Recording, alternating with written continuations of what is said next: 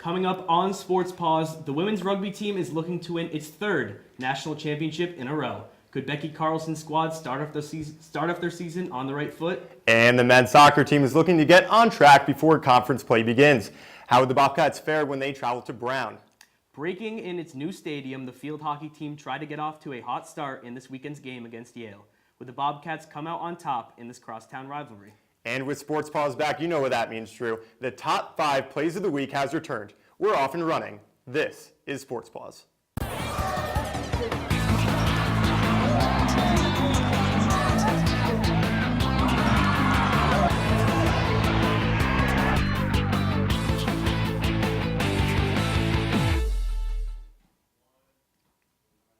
Good evening and welcome to this year's first episode of Sports Paws. Alongside Kyle Levasseur, I'm Drew Feinberg. It was an action-packed summer for Quinnipiac athletics. Several Bobcats signed contracts with professional sports teams. One Quinnipiac athlete traded in her hockey skates for soccer cleats. And after months of construction, fall sports teams are finally playing on their new fields. Brian Schwartz has the latest on everything that happened over the summer. Well, the summer has come and gone, and so have a few Quinnipiac athletes. We'll start on the ice, where the Bobcats had 4 men's ice hockey players sign on to play with professional teams. Former defenseman Connor Clifton is in camp with the Boston Bruins. Former goalie Chris Truhl signed with the Dallas Stars ECHL affiliate. Forward Tommy Schuff has joined the Norfolk Admirals, the new ECHL affiliate of the Nashville Predators. KJ Tiefenworth signed on with the Reading Royals, the Philadelphia Flyers ECHL squad. And finally, Keith Petruzzelli became the highest player drafted in Quinnipiac history, selected 88th overall by the Detroit Red Wings. Staying on the ice, TT Cianfrano was selected 3rd overall by the New York Riveters. Sid Rossman will also be joining the NWHL as she signed with the Connecticut Whale. 4 women's hockey players were also drafted to the CWHL. Nicole Costa and Taryn Bumgart were selected in the first round. Cheyenne Darkangelo and Emma Woods were also chosen. 1 hockey player made the swap from the rink to the pitch. Emma Greco has joined the Quinnipiac women's soccer team, who's off to a 3-3 start. On the hardwood, Adelie Martucci picked up right where she left off at the Sweet 16, joining the Puerto Rican national team. Former men's basketball forward Donovan Smith signed with CB Agustinos Eros in Spain. And finally, the new Quinnipiac turf fields are ready to go. The Bobcats men's and women's soccer and field hockey teams opened up their new facilities this past week. Pretty busy summer for the Bobcats, am I right? Back to you. Coming off of 2 consecutive NIRA national championships, the women's rugby team traveled to Hanover, New Hampshire to take on Dartmouth. Q30's MJ Baird caught up with the team before they hit the road. The Quinnipiac women's rugby team enters the 2017 season having won back-to-back NIRA national championships. The Bobcats defeated Army in their season opener right here on their new playing surface. I caught up with some of the team to hear about their mission.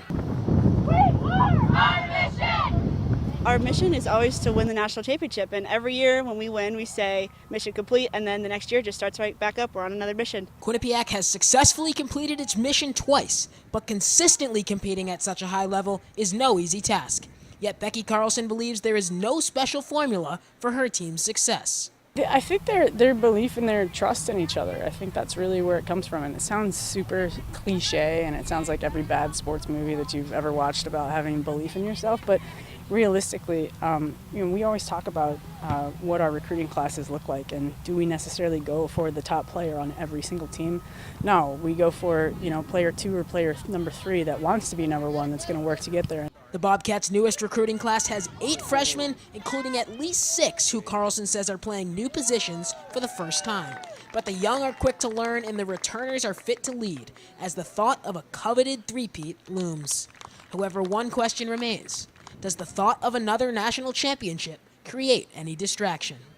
I don't necessarily know that we even have to work to kind of block it out, but I think that it's there and it's said to us every single day. And you see it all over social media, #3peat everywhere. But that's kind of the same way that we felt when they were like, oh, second national championship, oh, first national championship. It's there every year, so I think we're a little bit accustomed to that pressure now. So it's not something that's at the forefront. And yeah, every once in a while we have to be reminded of it, but I know it's not at the forefront of their minds, so that's actually a good thing. For the first time in almost a calendar year, the women's rugby team has lost a match. Dartmouth defeated Quinnipiac by the score of 22-17 this past Saturday. The Bobcats spent most of the first half defending in their own end, as they were held scoreless in the first half 15-0. Tries by Emily Roscoff, Florida Poole, and Taylor Schussler were not enough for Quinnipiac as Dartmouth held its lead throughout the match. Quinnipiac will look to bounce back from this loss when they face Norwich State University this Saturday on the Quinnipiac Rugby Field at 1 p.m. Drew, it's been quite some time since Quinnipiac has lost to a team other than its rival, Central Washington.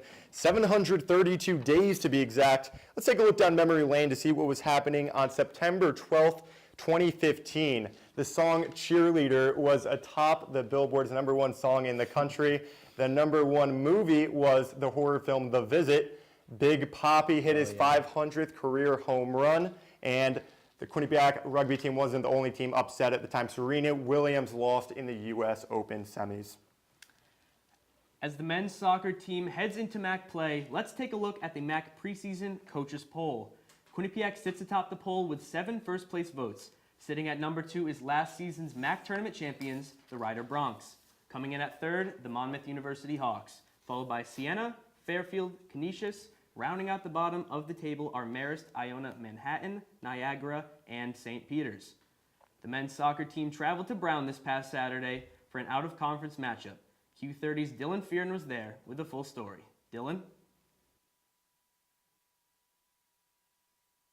Upset, but not worried. That's the vibe tonight from Eric DaCosta after Quinnipiac's 2-0 loss at Brown. He says Quinnipiac didn't even get off the bus for the first half, which is when Brown scored both of their goals. All of Quinnipiac's chances came in the second half. James Doig was the main guy there, crossing it in from the left wing, hoping for someone to get ahead onto a ball, but didn't happen tonight, as Quinnipiac hasn't scored in 3 of its first 4 games, all losses. They're now 1-3 on the season. DaCosta isn't even worried about goal scoring. He's more worried about the defense. I'm not happy with our back line. I'm not happy with the fact that the goals that we've conceded, all of them, maybe with the exception of the UConn goal, have been really soft goals. A lot better than what we showed tonight, and that was the reason for the scoreline. There's nothing surprising about it at all. We just weren't good enough. First half, though, was terrible. There wasn't a lot of energy. There weren't a lot of positives out of that first half at all. The surprising part was that we never got off the bus. Quinnipiac did have 6 days to prepare for Brown. They came out rested, but also rusty, something DaCosta says cannot happen against UMass Lowell on Wednesday. From Providence, Dylan Fearon, Q30 Sports. Dylan Fearon had a busy week with men's soccer and also broke down some key plays on the Q30 touchscreen. Drew, Kyle, thanks. You just heard Eric DaCosta say he's more disappointed with Quinnipiac's defense than their offense. But why is that? Well, to answer that, we go to the touchscreen. Defensive miscues were evident against Brown in the first half, and that's where we start. Cross is going to come in from the right side to the left. Beautiful first touch by the Brown attacker. We're going to pause it right there. As you see, a successful challenge is not made here on the Brown attacker. We have Simon Hellinger is out of position, and a wide open Brown attacker is coming right into the box, and of course he's going to get the ball. Goes by a defender, slots it into the right side for the goal. 2 defenders right there not sticking their legs out, trying to challenge for the ball, something blocking the shot from going into the goal. They fail to do that, and Brown scores 1-0. We go to the next one, and again, a Brown attacker is going to be open on the left side. It's the wing this time. He sends it in, and watch this. 1, 2, 3, 4, 5 Quinnipiac players in the box, so just Brown's 2. This man is double covered, and Shaq Huggins has the man on the far end. But watch Shaq Huggins here. He's going to get caught ball watching. Ball's going to bounce right to the Brown attacker, and if not for a great Chris Yakovitis save, it would have been 2-0 early on. You can see the disappointment in Connor McCoy's face here, upset at Shaq Huggins for not covering that far end. If that happens in MAC play, Quinnipiac will lose ball games, and they cannot afford to do that in conference play. And the last one here off a corner, Brown's going to counter. Couple of good touches here by Brown. They beat Quinnipiac defenders to the other side of the field. And eventually it's going to end up in the hands of Chris Yakovitis. But just watching Quinnipiac defenders, you can tell they're not doing successful challenges. They're not getting their feet onto the ball. Eventually in the hands of Yakovitis, but still all these Quinnipiac defenders, and yet the ball still gets to the hands of the goalie. If Quinnipiac allows this type of play in MAC play, they will lose games, and that is not a good thing. So they returned all the defenders from last year. Will Pastari has looked good, Connor McCoy. But if they do not get, as a defense, as a team, as a unit, back on the right track, they will lose games, and they will not make the NCAA tournament for the first time since 2013, which, of course, is the goal. Guys, back to you. The women's soccer team starts conference play this Saturday, but before they do, let's see how they placed in the MAC preseason poll. Quinnipiac slots in at number 2 on the list, right below the team that beat them in last year's MAC championship, the Monmouth Hawks. Monmouth received 10 out of 11 first-place votes. The Hawks have been a perennial powerhouse, winning the MAC regular season championship for the past 4 seasons. Quinnipiac midfielder Nadia Gill is also the only Bobcat on the preseason All-MAC team. And this past Sunday, Quinnipiac traveled to Dartmouth, but quickly fell out of the match, surrendering 4 first-half goals en route to a 4-2 loss. The Big Green outshot the Bobcats 11-3, with all of Quinnipiac's shots coming from who else? Nadia Gill. Gill managed to find the back of the net on 2 of her shots for her second multi-goal game of the year. Gill now leads the MAC in goals with 5 this season. Quinnipiac will take on Harvard this Wednesday before starting conference play against St. Peter's on Saturday. And head coach Dave Clark took to Twitter after the loss. He always has some motivational tweets to give to his team. A little tough love this time, saying, quote, "Games are 2 45-minute halves, 90 minutes total. The game starts at the first whistle and ends at the final one. What is difficult to understand," end quote. Tough words from Dave Clark, but I mean, he knows what he's talking about more than I do, so. Absolutely. Q30's own Sierra Goodwill is sitting down with redshirt freshman forward Kelsey Goldring. Sierra? Thanks, Drew. So, Kelsey, unfortunately last year you had an ACL tear that had you out for the entire season. What was that experience like, and how were you able to bounce back for this season? Definitely coming in, freshman year, playing college soccer, coming in with an injury, definitely degrading. But honestly, I try not to look at it as too much of a burden, because sitting on the sideline and kind of watching for the first year, I think helped me this year kind of be able to know how the team plays, be able to watch the dynamics. So I actually learned a lot from sitting on the sidelines, but it was disappointing to sit out that first year. And now you've obviously had a hot start this season. You've had a lot of offensive production, 2 goals, a handful of assists to go along with it. What's clicking for you right now?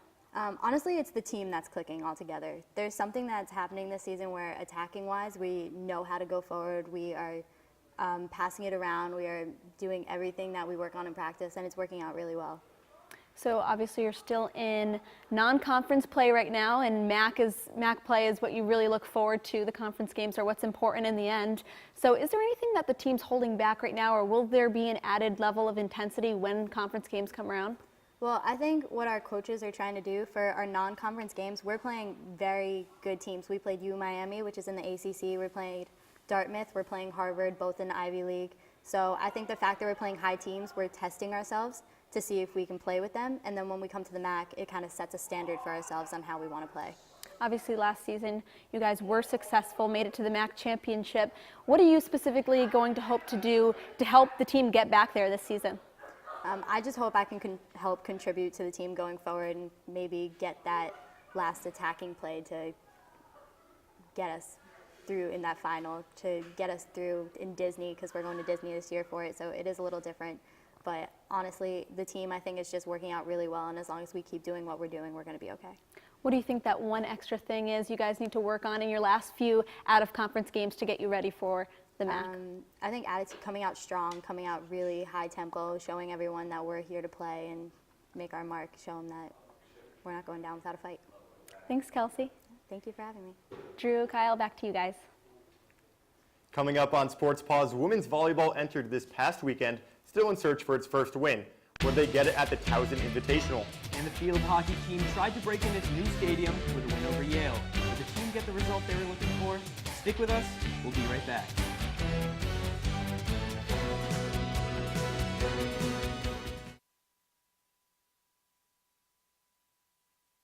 Coming up on #that, we talk about some fun events around Quinnipiac's campus.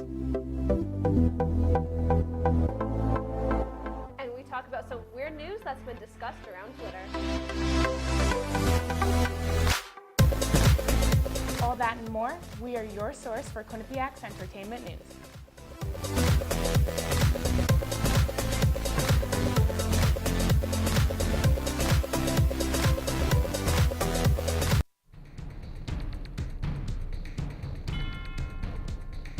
Whether you're on the quad, in your room, or heading to class. tune in to Q30 News. For stories by student journalists you can trust. We are covering the latest here on campus and in surrounding areas. Get the news you need to know every Wednesday night.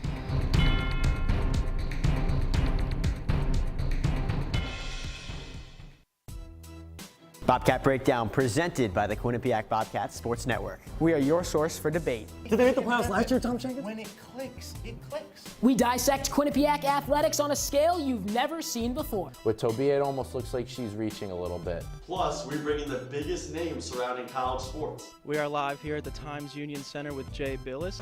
And of course, some comedy. But you can only have so much arena food. I think you're crazy. Bobcat Breakdown. Tuesdays at 9:30.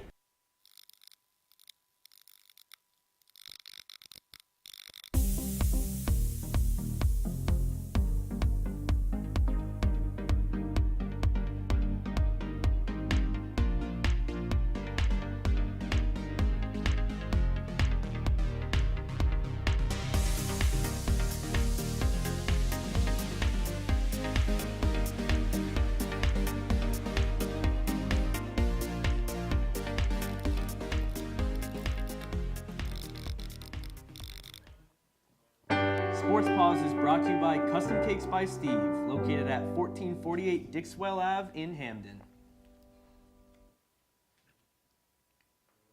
Welcome back to Sports Paws. The first 4 games for Quinnipiac field hockey has been a bit of a struggle. The Bobcats started their season 0-4, getting outscored 13-3. Becca Main and company took to their new field last Friday, trying to get their first win of the season. In their way, interstate rival Yale. Let's see how they did.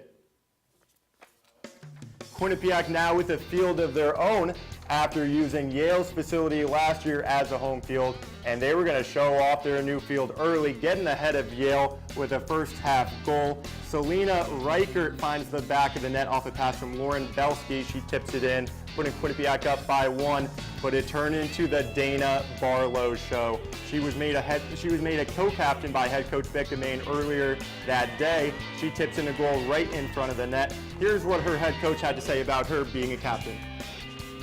I'm able to turn to her and say, this is what I need from you and I need to have it now. And she turns and just kind of goes, okay. And then she does it. There's her second goal right in front of the net, putting Quinnipiac up by 3. Later in the second half, Yale's going to make a little bit of a comeback. Livy Golini makes an excellent diving save, but the Bulldogs get the rebound, knocks it in. However, Quinnipiac would go on to win 4-2, getting their first win of the season. Dana Barlow, have a day.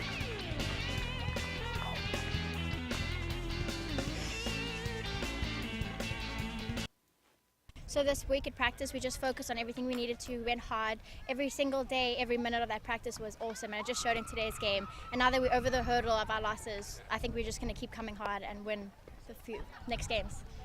The field hockey team fell on the road at Hofstra on Saturday 4-2. Trailing 3-0 in the second half, the Bobcats answered with 2 quick goals by Valerie Perkins and senior captain Michelle Federico.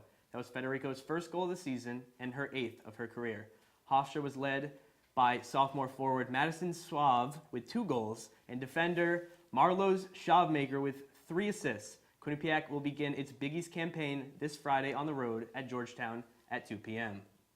Now joining us is Quinnipiac field hockey beat reporter Josh Silverman. Josh, let's get right into it. The Bobcats have now played 6 out-of-conference games. How would you assess them so far? You know what, Kyle? It's a tough thing because, you know, it's why are they failing to win? But they have scheduled such tough out-of-conference games. They've played 2 ranked teams already, Boston College and Maine, and they played Northeastern, who's another tough team. So it's like, yeah, they're 1-5, but these teams are so tough, and Becca Maine does that so that they are ready for the Big East. It's a great move by her team to get them ready for Big East conference play. Problem with the team is they're shooting a lot of shots on goal. 73% of their shots have been on goal. Problem is that the shots aren't necessarily falling there. About 20% of the shots are falling in. Against Holy Cross, they had 11 shots on goal and 0 actual goals. So they just have to convert that margin a little bit better. You know, 1 or 2 shots just has to fall in order for you to get on the scoreboard. The last thing they have to do is just give Olivia Golini a little bit of help. She's been playing great. There have been a couple games where maybe the stat sheet doesn't reflect how well she's playing. The defense can give her a little bit of help heading into Big East play. They're going to be big things for this team. Well, Josh, Quinnipiac looked great against Yale. What do you think went well for them, or went went well for them in that game. Drew, erase everything I just said. Almost everything they could have done correctly against Yale, they did. They had 4 shots on goal. They had 9 shots on goal, 4 actual goals. That's a great margin. That's what you need. Becca Main said that they didn't want to be the only team to still not have a win in their new great complex. It's a great complex, by the way, Drew. I don't know if you've been there yet, but it's great. Becca Main said she challenged her team. The opening weekend, they didn't get a win. She said, we need a win now. Her captain stepped up. Dana Barlow, Lauren Belsky, they stepped up. Quinnipiac got a win against their crosstown rivals, Yale. And Josh, it definitely is a beautiful arena. You and I were both there for the Yale game, and we talked to head coach Becca Main after the game, and I asked her, what adjustments do they have to make for the Big East? And she said they've been playing great. And it's unfortunate because they're going to Georgetown. It's a completely different type of field surface. But what adjustments do you think they have to make for Big East play? Kyle, that's a great point, and a great point by Becca Main. That's why I think she's one of the best coaches on campus. Here's one thing I found very interesting. When the Bobcats score a goal in the first half, they're 1-0. When they don't, 0-5. That one goal motivates them. I know it's only one game, but it's the fact that you're up 1-0 instead of down 0-1 or 0-2 at half, or even up 2-1 at half. That kind of momentum carries you through the rest of the game. Those plays are huge, and they really help the team carry it. And if they can do that in the Big East, especially against Georgetown, they can hop out to a 1-0 lead. That's going to be huge for them. They also have to go to their captains. You mentioned Dana Barlow. I mentioned her before. She's been playing great for this Bobcats team. Her and Lauren Belsky. Lauren Belsky is their defender and the second on the team in points. Dana Barlow is first on the team in points. She has 5 points. Those 2 players really need to step up, and they have been stepping up, and that's why the Bobcats, I think, are in great shape heading into Big East play. Josh, so far, who do you think has been the most valuable player to the field hockey team thus far? I just mentioned Dana Barlow and Belsky. I'm going to go, it's not a player. It's Becca Main. I've noticed covering this team for now 2 years that she pays such attention to detail, to little things. I'm talking about last year, she chose to defend her certain side because of the way the sun was shining. That stuff you see in the NFL, that's what Ben McAdoo does. That is why she is such a great coach, and that's why that's why the team is in the Big East, because she pays attention to the little details, and she carries this team. Josh Silverman, always a pleasure. Kyle, it's been a lot of fun. When we come back, we bring you this week's Top 5 Plays. And we'll see how the women's tennis team did in the Stony Brook Invitational, as well as women's volleyball in the Towson Invitational. Stay with us.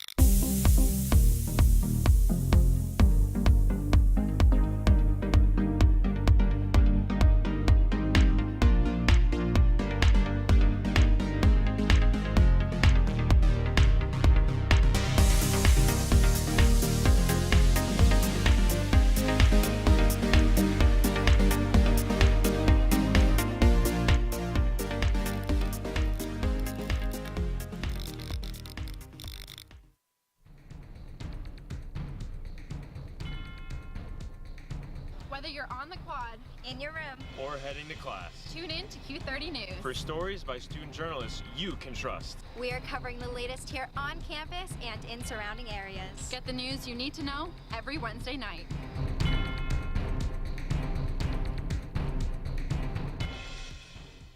Good morning and welcome to the Morning After.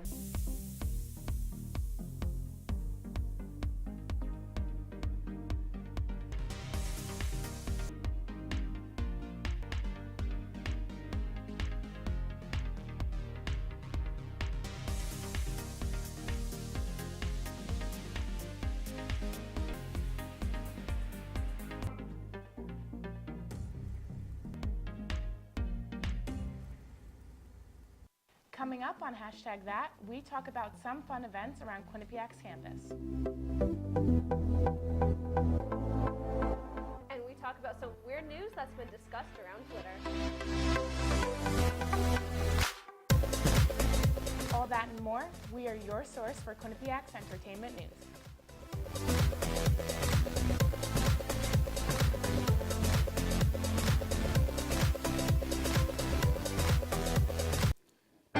Sports Paws is brought to you by Custom Cakes by Steve, located at 1448 Dixwell Avenue in Hamden. Thanks for sticking with us on Sports Paws. It's been a rough start to the year for the Quinnipiac women's volleyball team. A season after making it to the MAC championship and posting their best record in program history, the Bobcats have started their 2017 campaign with 9 straight losses. Quinnipiac started the Towson Invitational with a 3-set loss to Eastern Michigan, extending its losing streak to 10 games.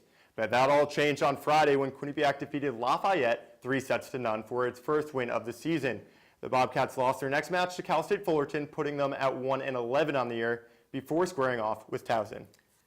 And now let's take a look at how Quinnipiac did against Towson in the Towson Invitational. Quinnipiac looking to pick up their second win of the tournament. Let's take it now to the first set. Quinnipiac up 5-0, excuse me. Quinnipiac and Towson will go back and forth. Gonna find Jen Coffey, huge dig by Towson. They're gonna save the ball. It's gonna go back over to Quinnipiac's side, but who's it gonna find? No one else but Kat Miller doing what she does for the kill.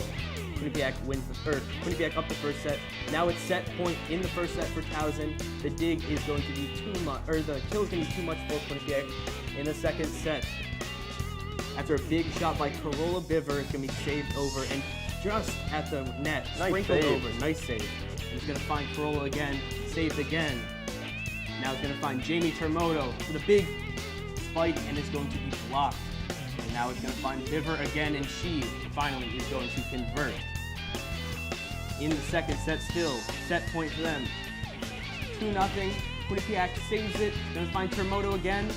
Oh, great dig by Towson, and now it's going to get over, saved by Quinnipiac, and finally put away by Towson, and they are up 2 sets. What a rally by both sides, too. That felt like forever. Oh, yeah. Third set now, Towson on a 6-1 scoring run. Ooh, it's going to be dug up by Towson, put back over, and that's going to do it. Towson's going to defeat Quinnipiac 3-0. The women's tennis team took part in the Stony Brook Invitational this past weekend, where Jennifer Liu won the Backdraw Singles Tournament A championship. Liu defeated Army's Melanie Allen 8-0 in the championship match. Freshman Peyton Bradley also picked up her third win of the season, winning 2 of her 3 singles matches and 1 doubles match. Next up for the Bobcats is the Quinnipiac Invitational this upcoming weekend on the newly done Quinnipiac tennis courts. The women's basketball team has announced its schedule for the 2017-2018 season. The team starts off the season with a home matchup against Siena, who finished 4th in the MAC last season, followed by matchups with Manhattan, Niagara, and MAC rival Iona. The Bobcats have a tough 4-game stretch where they will face Ryder, Monmouth, Fairfield, and Canisius. Quinnipiac defeated Ryder in the MAC championship last season. However, all 4 of those teams did make the MAC tournament also last season. The team also closes out the season with games against Iona, Canisius, and Ryder. Quinnipiac comes into the season with 136 wins since 2012-2013, the 10th most wins in NCAA women's basketball. 10th most wins. That's some impressive stuff, Drew. You know what else is impressive? What? The top 5 plays of the week. Let's take it. Top 5 plays of the week. Drew, I've been waiting all summer for this. This is my favorite time of the week. We get to see the top plays, and this is the top plays of the fall sports season up till now. We'll start with number 5 on the newly done women's soccer field. Nadia Gill gets stuffed by the Army goalie, Sydney Castiella, who then kicks it out. Quinnipiac would go on to win 2-0. Number 4 men's soccer versus St. Joseph's. Corner kick for St. Joseph's. A great opportunity for them, but Chris Yakovides says no thank you. Another great play coming up later in the highlight. And another great play by Chris Yakovides coming up right here. The QU goalie makes another great save, this time at Brown. Look at him from point blank. What a save by the sophomore. Expect big things from the all-rookie reigning goalie. Number 2, Alona Marr is just going to beast and feast her way for the try. Quinnipiac is going to beat Army 44-22. No wonder she won the National Player of the Year last year. And number 1, back at men's soccer versus St. Joseph's. The first goal ever scored on the new QU soccer field by junior Matthew Taylor, assisted by Rashawn Daly and James Doig. Quinnipiac would go on to win 1-0. Excellent game there. Absolutely excellent game, but that's going to do it for this episode of Sports Paws. Make sure to follow us on social media at Q30 Sports and at Q30 Television. And check us out on our website at Q30TV.com. For Drew Feinberg, I'm Kyle Lavasser. We'll see you next time.